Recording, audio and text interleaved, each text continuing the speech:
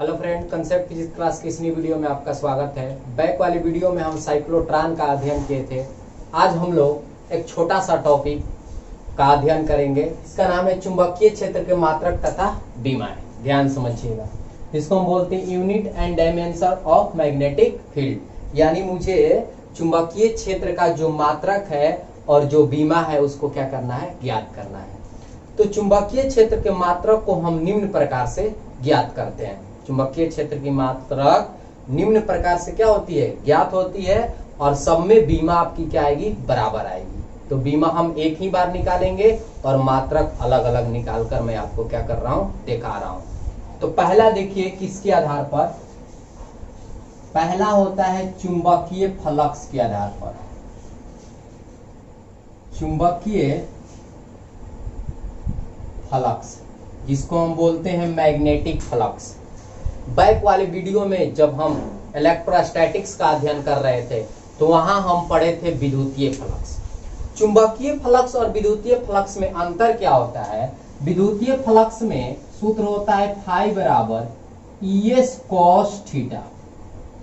ES cos theta, जहां theta क्या है, E और S के बीच बना हुआ कोण है। E क्या है, तो E होता है विद्युतीय क्षेत्र, S क्या होता है, उस सतह का क्षेत्रफल। और जो आपका क्षेत्रफल होता है किसी भी सतह से हमेशा आउटवर्ड होते हैं। आउटवर्ड मतलब लंबवत होता है। थीटा क्या होता है, E और S के बीच बना हुआ एंगल होती है। बात समझ में आ रही है।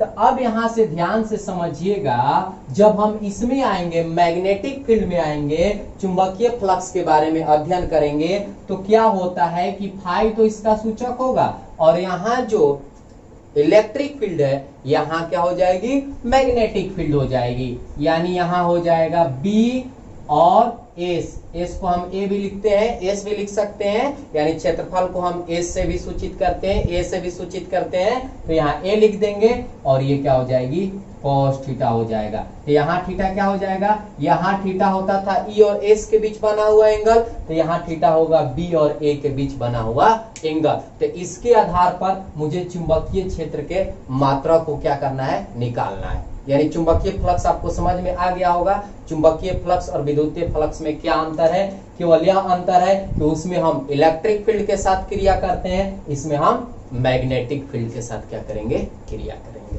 तो देखिए, चुंबकीय फ्लक्स के आधार पर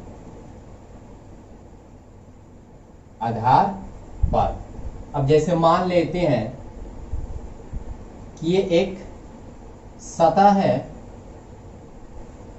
जिसे चुंबकीय क्षेत्र के कहां रखी गई है, लंबवत रखी गई है। ये आपका मैग्नेटिक फील्ड है, ध्यान समझिएगा।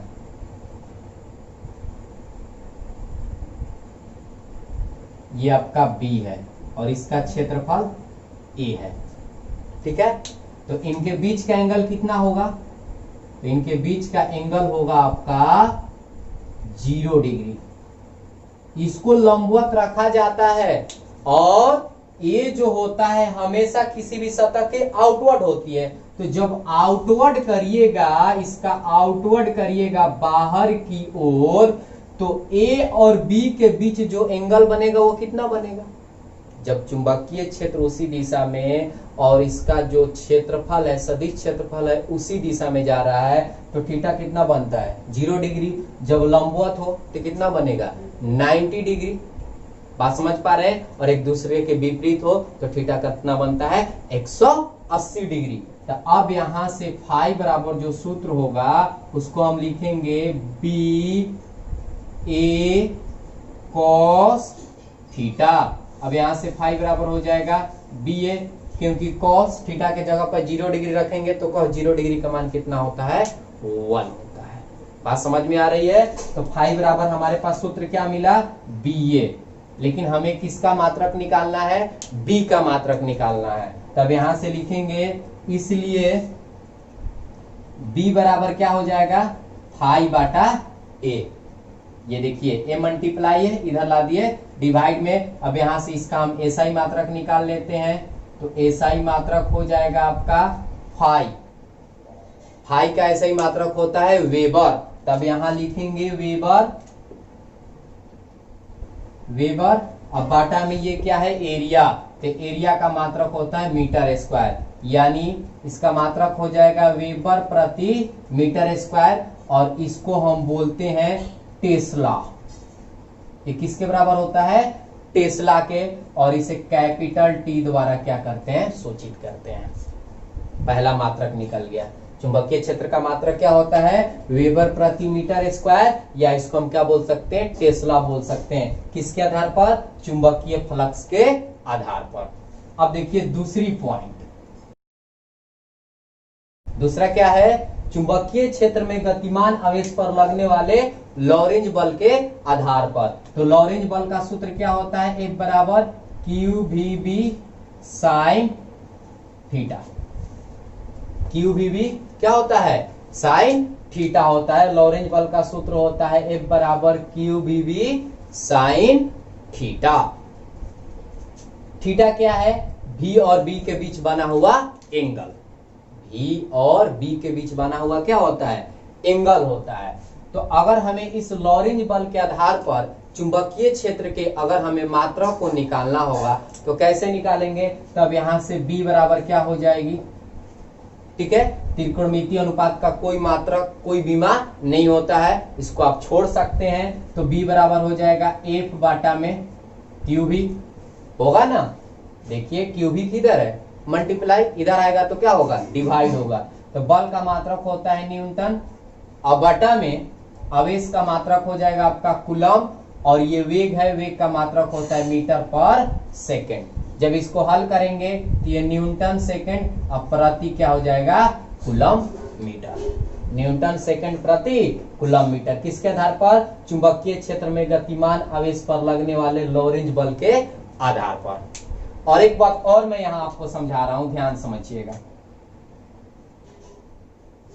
मैं मान लिया कि जो आवेश है वह कितना कूलम है, 1 कूलम है, और किस वेग से जा रहा है, तो 1 मीटर पर सेकंड के वेग से जा रहा है, और थीटा का मान उनके बीच का जो एंगल है वो कितना डिग्री है, 90 डिग्री है। तो जब बीच का एंगल 90 डिग्री होगा तो यहाँ जो F है, यानी इसको हम बोलेंगे F मैक्सिमम चुंबकीय क्षेत्र में, यानी जो फोर्स लगता है चुंबकीय क्षेत्र के द्वारा, जिसको हम बोलते हैं लॉरेंज बल, चुंबकीय क्षेत्र में गतिमान आवेश पर, उसका मान क्या होगा, अधिकतम होगा, जब V और B के बीच बना हुआ एंगल कितना है, 90 डिग्री है।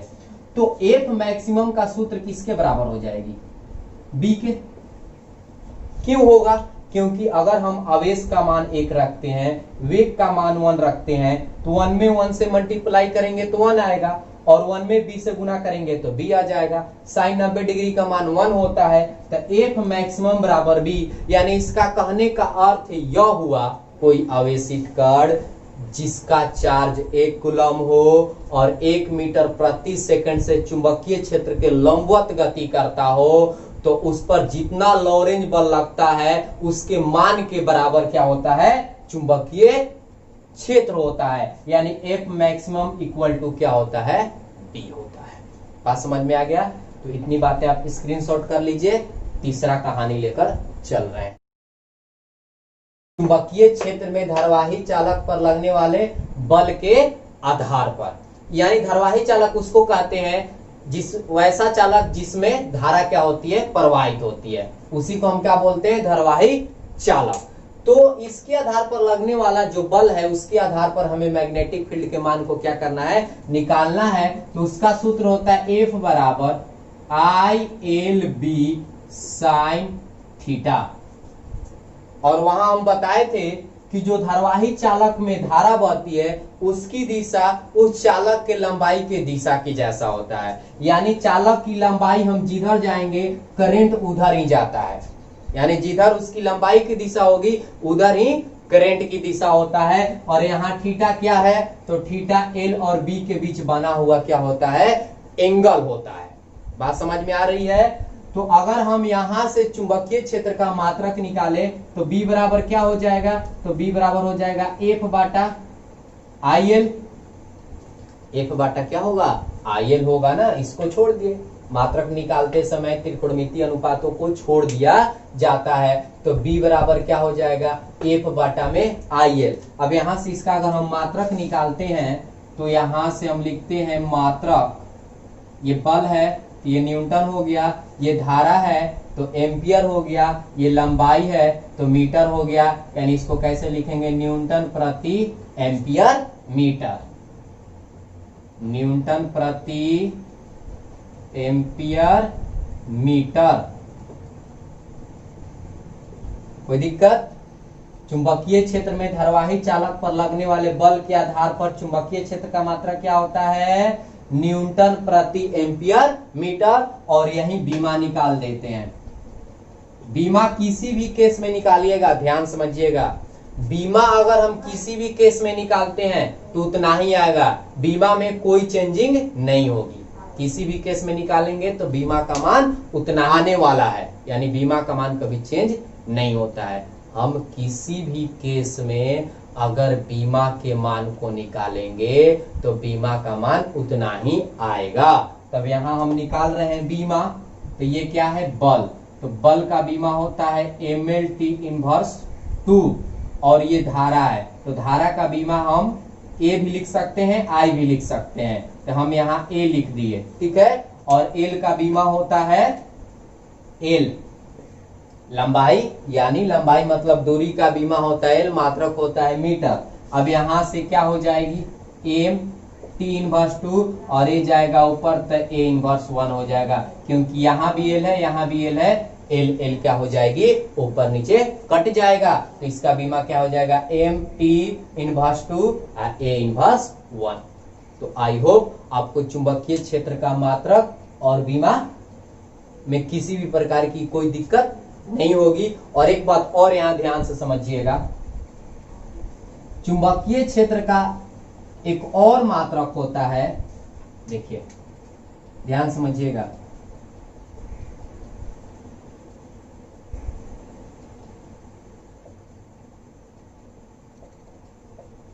के अनुसार